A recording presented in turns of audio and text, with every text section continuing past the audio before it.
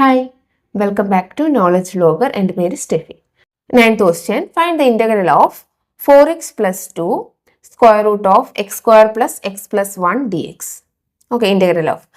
ഇപ്പോൾ ഇവിടെ നോക്കിയേ, ഇവിടെ നമുക്കൊരു 2 കോമൺ എടുക്കരുതോ? അല്ലേ, ഇവിടെ അകത്ത് കിടക്കുന്നത് X square plus x plus 1 ആണ്. അകത്ത് കിടക്കുന്നതിൻ്റെ ഡെറിവേറ്റീവ് എന്തായാലും പുറത്ത് ഇങ്ങനെ കിടക്കുമ്പോൾ കാണാൻ പറ്റുന്നില്ല അല്ലേ? നമുക്കൊരു 2 പുറത്തെടുത്ത് നോക്കാം. 2 കോമൺ എടുക്കുമ്പോൾ അകത്ത് എന്ത് വരും? 2 ഇൻറ്റു 2x ആണ് 4x അല്ലേ? 2x പ്ലസ് 1 എന്ന് വരും. Square root of x square plus x plus 1 d X.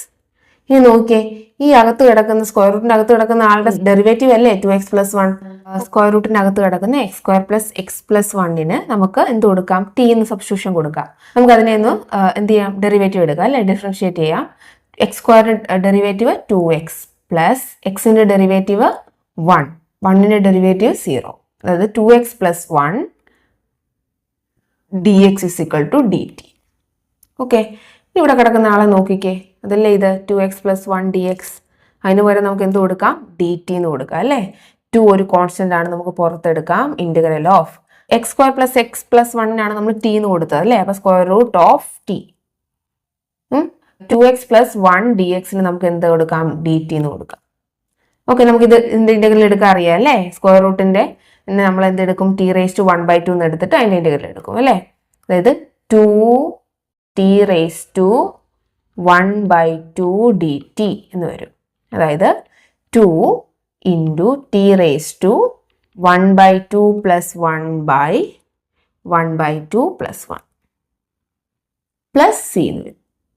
2 into t raise to 3/2/3/2 plus c എന്ന് വരും. ദാറ്റ് ഈസ് 2 ഇൻറ്റു റെസിപ്രോക്കൽ എടുക്കണം. 2 into 2/3 t raise to 3/2 plus c എന്ന് വരും. ഇവിടെ 2 ഇൻറ്റു 2 എന്ന് പറയുന്നത് 4 വരും. 4/3 t raise to 3/2 plus c എന്ന് വരും. ടിക്ക് പകരം നമ്മൾ എന്ത് ചെയ്യണം? ടിക്ക് പകരം നമ്മൾ എന്താണ് സബ്സ്റ്റിറ്റ്യൂഷൻ കൊടുത്തത്?